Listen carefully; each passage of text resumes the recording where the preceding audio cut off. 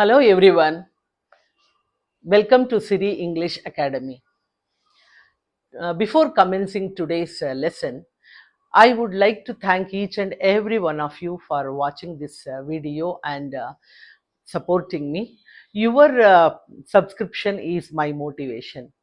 Please subscribe the channel and encourage me to upload more and more videos. Thanks for watching all my videos. We are commencing today's lesson.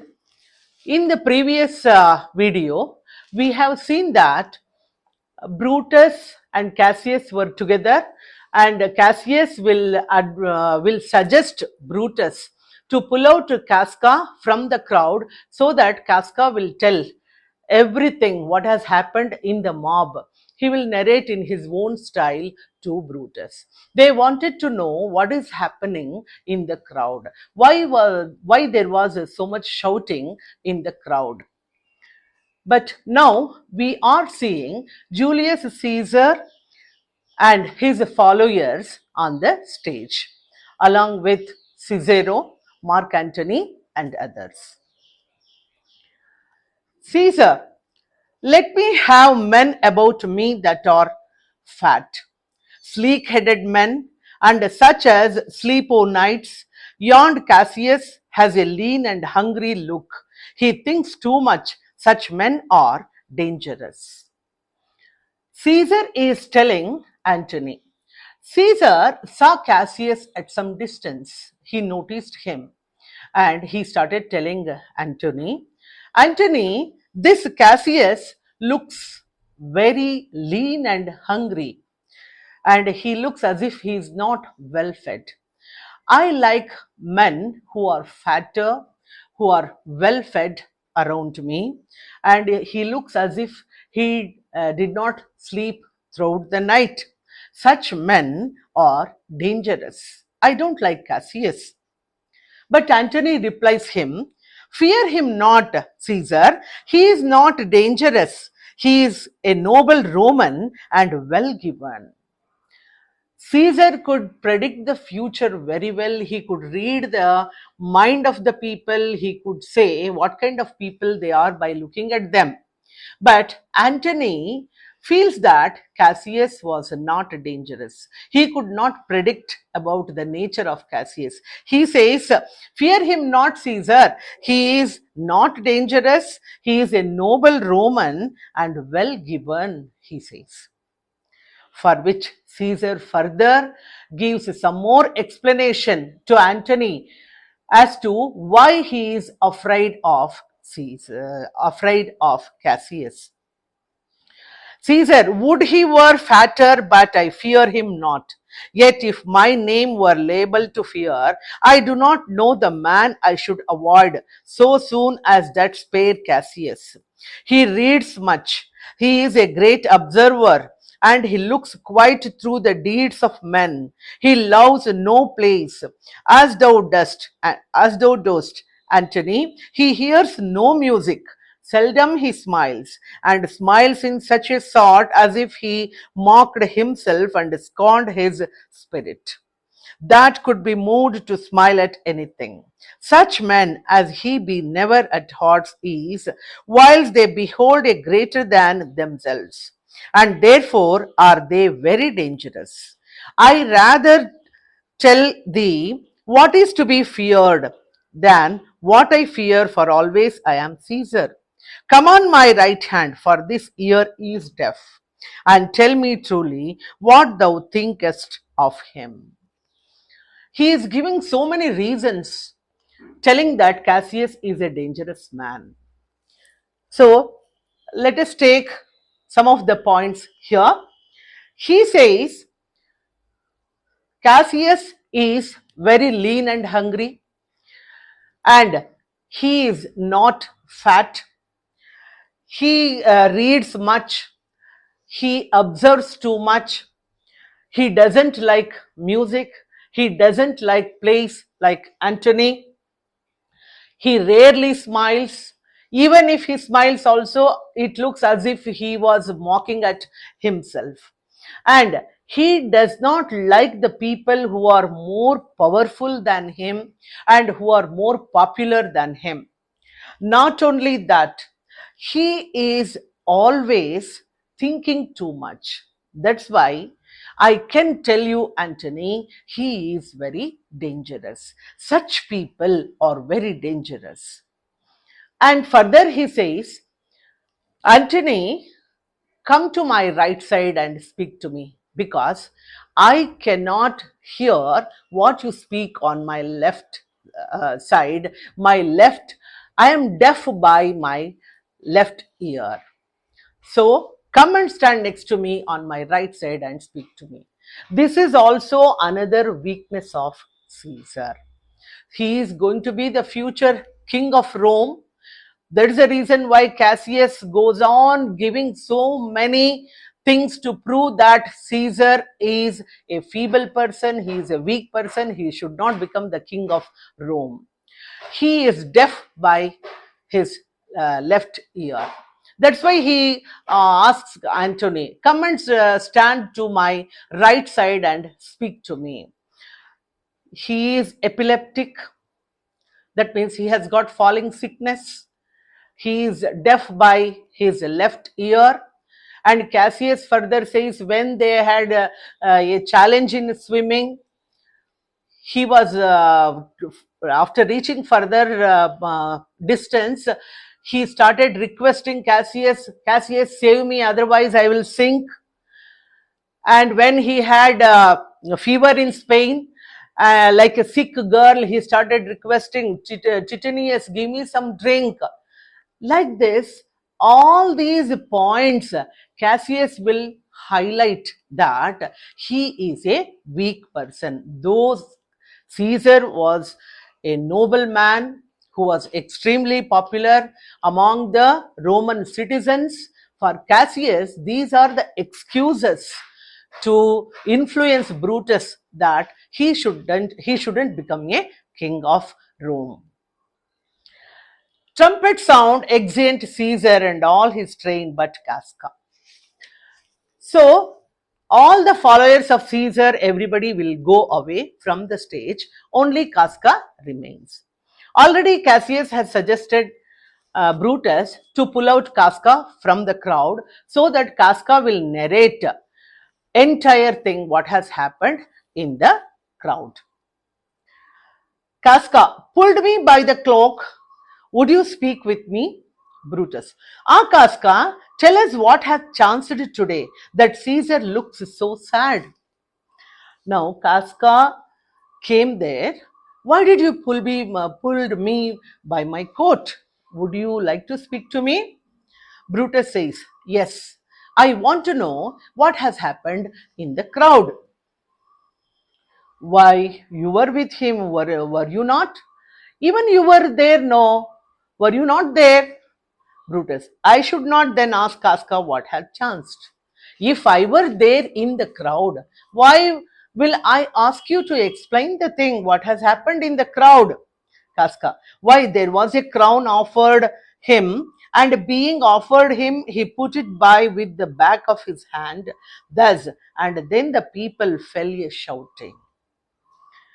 Now, Casca started explaining what has happened in the mob, why there was so much shouting in the crowd. He says, a crown was offered to Caesar by the mob, but he just refused it. He pushed it back.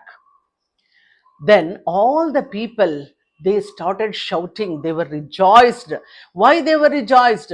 The people thought that, oh, this man, Caesar, is not ambitious.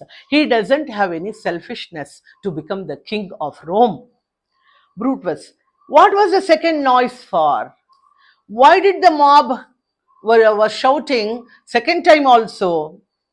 They shouted, why for that too? They shouted thrice.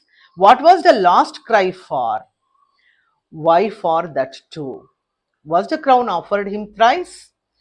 Mary, wasn't. And he put it by thrice, every time gentler than other, at every putting by, mine honest neighbors shouted.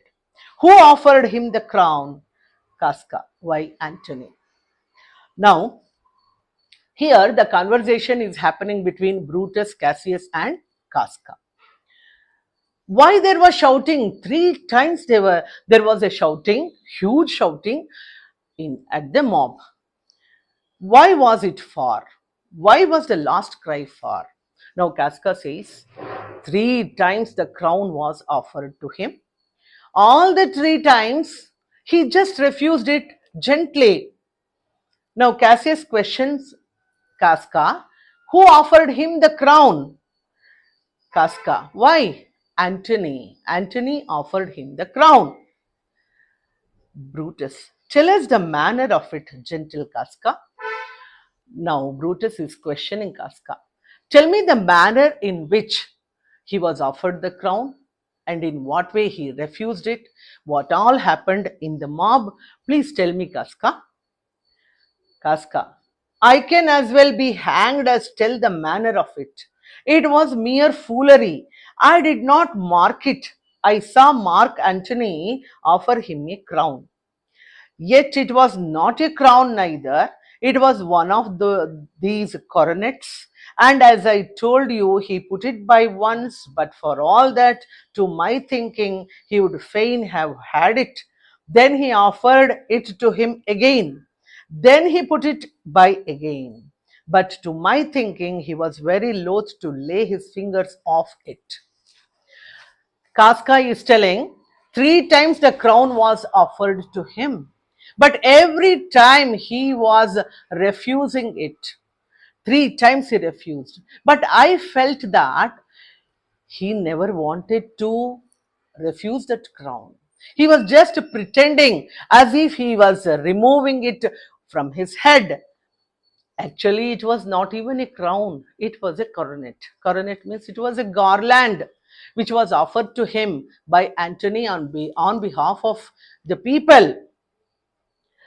But he was just pretending as if he doesn't like the crown.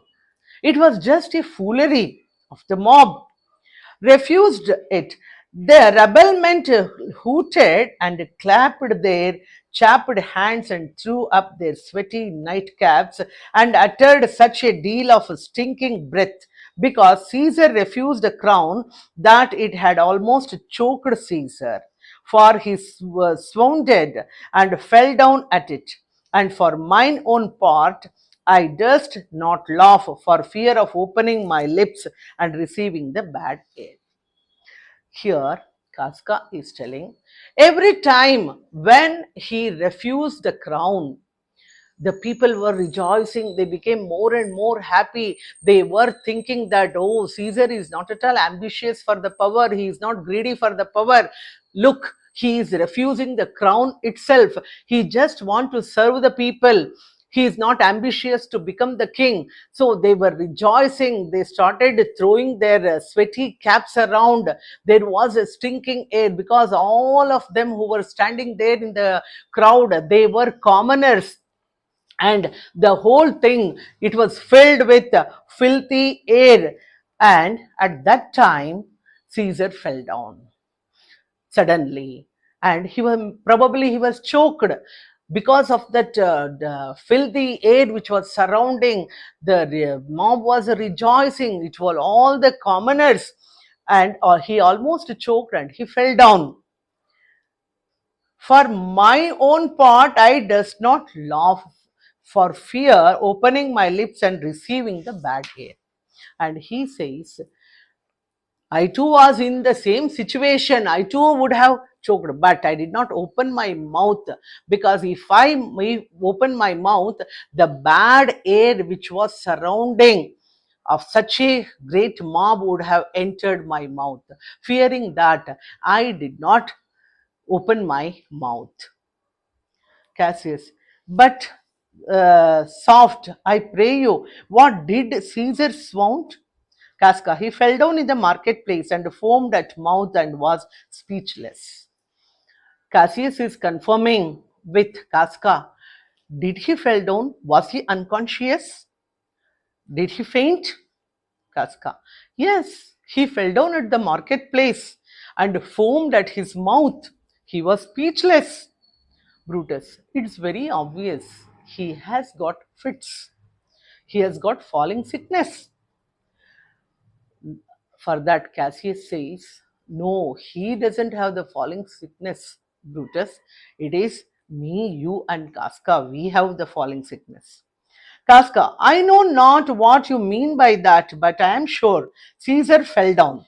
If the tag rag people did not clap him and hiss him according as he pleased and displeased them, as they used to do the players in the theatre, I am no true man. The whole thing, it was happening as if it was happening in the theater. The tag rag means the commoners. All the commoners, they were rejoicing, they were clapping for him, they were so happy for him. Brutus, what said he when he came unto himself? What did Caesar speak when he regained his consciousness? Casca. Mary, before he fell down, when he perceived the common herd, was glad. He refused the crown. He plucked me ope his doublet and offered them his throat to cut. And I had been a man of any occupation, if I wouldn't have taken him at a word, I might go to hell among the rogues. And so he fell. When he came to himself again, he said, if he had done or said anything amiss, he desired their worship to think it was his infirmity. 3 or 4 benches there I stood, cried, alas, good soul. After regaining his consciousness, he wanted to impress the crowd too much. So he just opened his jacket and he started telling the mob, if I have spoken anything wrong, you can cut my throat and you can kill me. Like that, he said. Then benches means some women were standing there and they reacted, alas, good soul, and forgave him with all their hearts. But there is no heed to be taken of them. If Caesar had stabbed their mothers, they would have done no less. Now, Casca is telling it in detail, the impression of the common people towards Julius Caesar.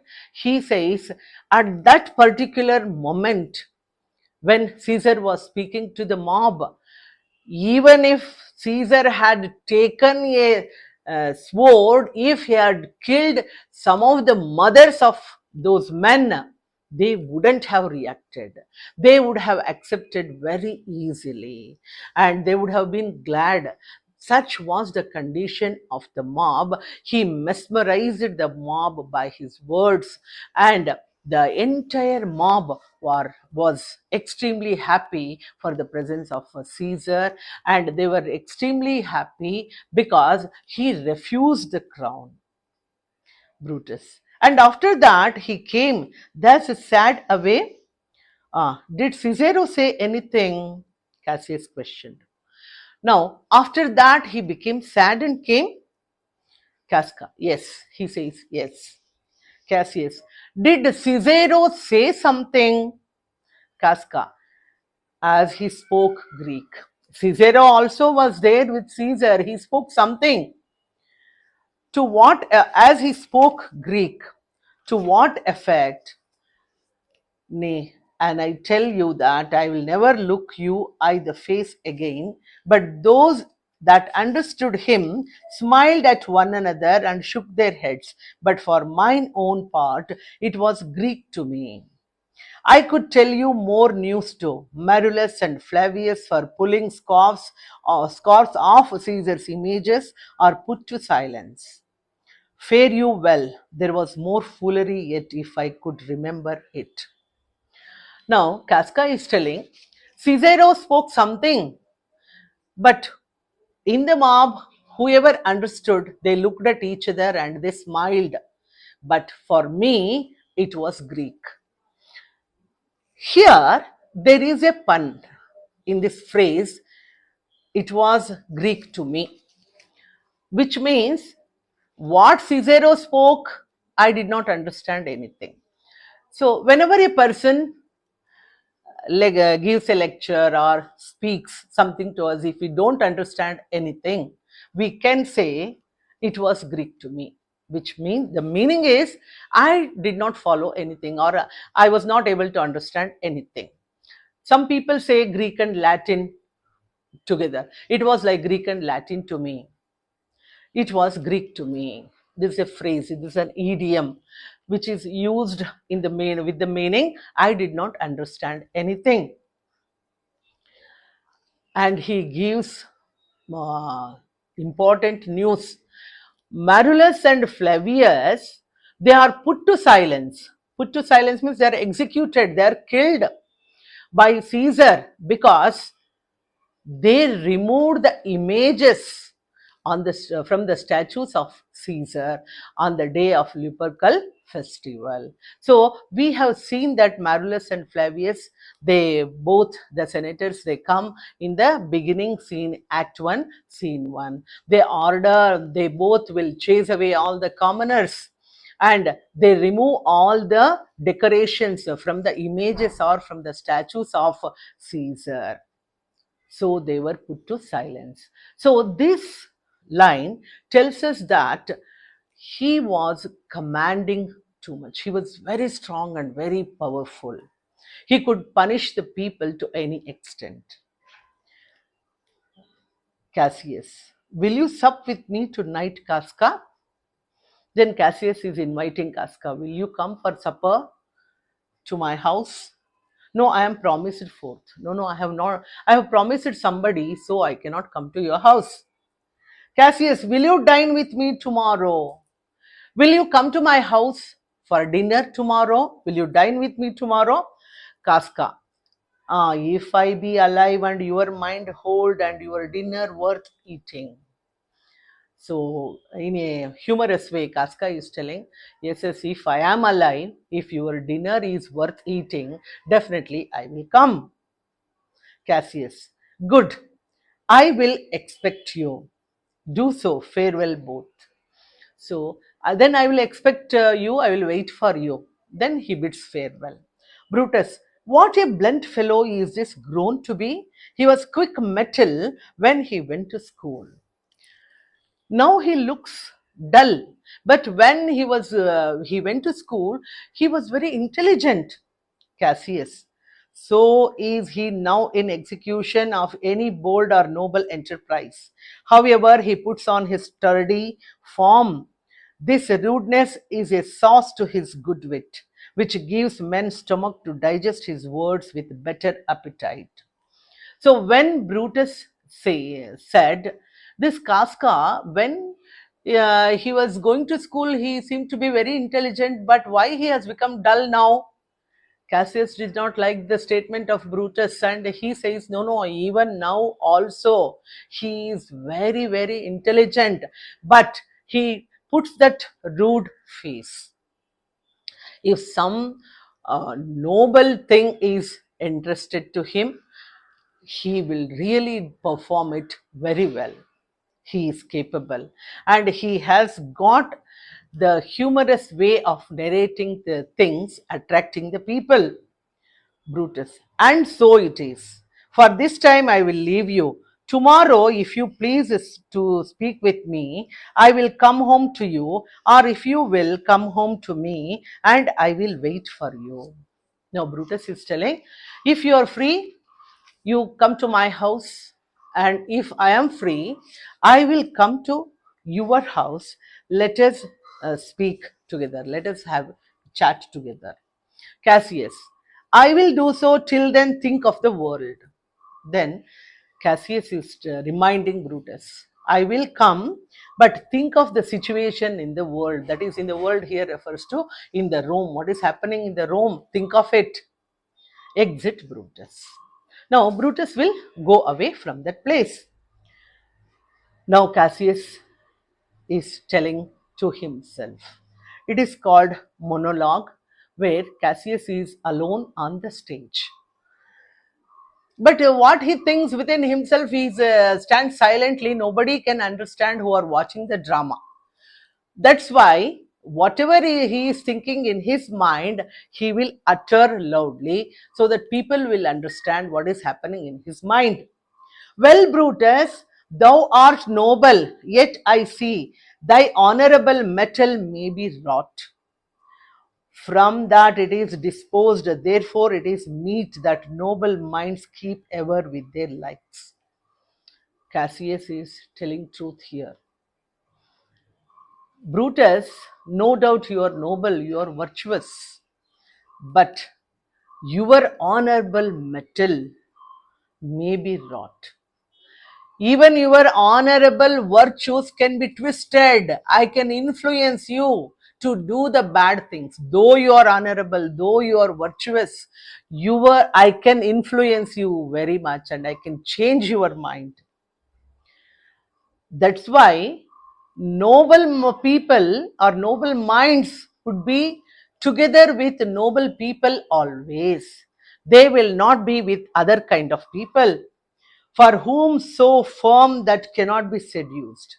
Caesar doth bear me hard, but he loves Brutus. Caesar doesn't like me, I know it, but he likes Brutus. I can change Brutus. If I were Brutus now and he were Cassius, he should not humor me.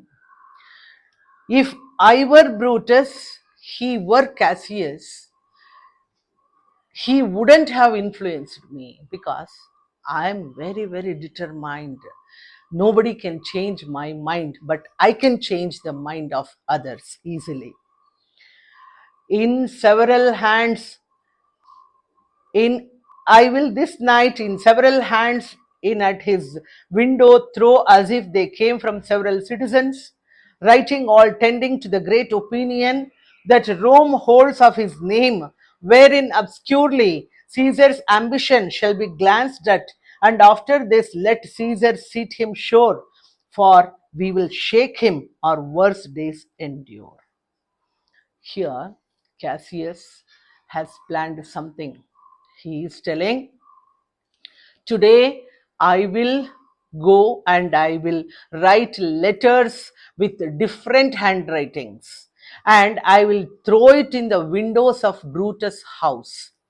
Now, all these letters will have the content against Caesar and it is in praise of Brutus.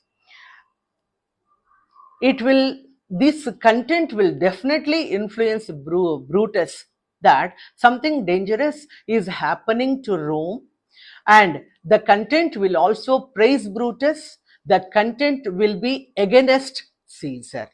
This will have a very bad effect on Caesar. It will bring down the power of Caesar. Otherwise, we have to see the worst days.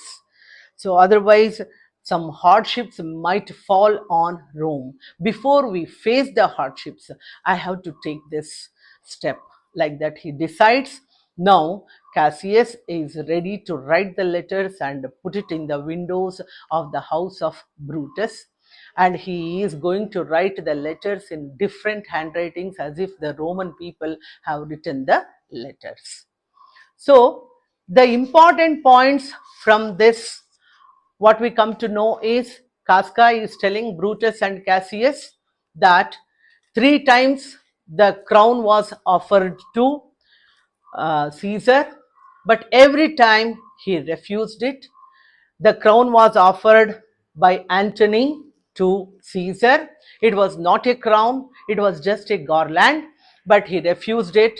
Casca tells he was just pretending he liked to wear that crown.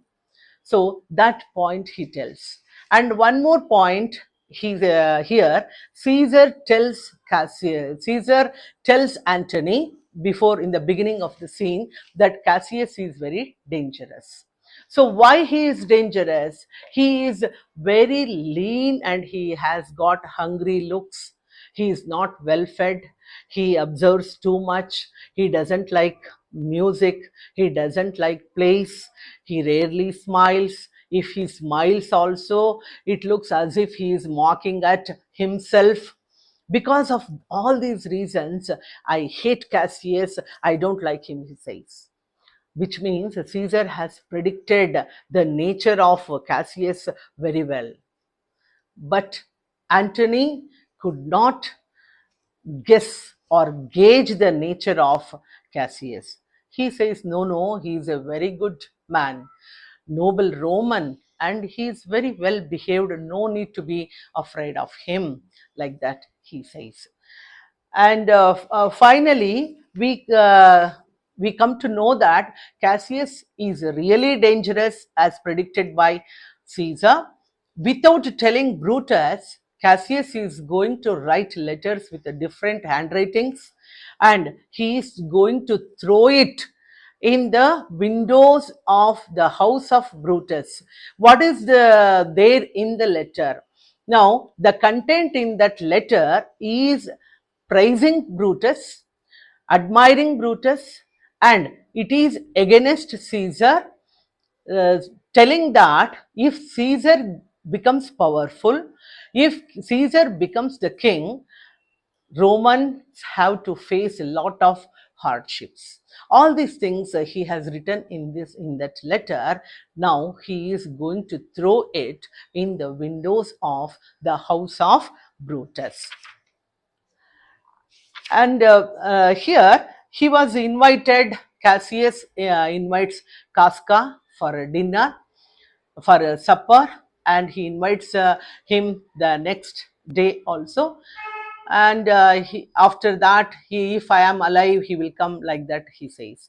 One more important point here, what he say, he gives the information that Marulus and Flavius, for removing all the decorations on the statues of Caesar, on the images of Caesar, Caesar has executed both of them. He has put them to silence. That means they were killed. This shows the supreme power of Caesar, that he could give any kind of severe punishment to the people who did not like him. So all these are the points, major points, which we have discussed in this particular video. Thank you very much for watching this video. Please subscribe the video, and I will be uploading another video very shortly with the continuation. But one request, before you watch this video, if you watch all other videos which are uploaded, there will be continuity in the lesson. You can understand the plot in a better way. Thank you very much.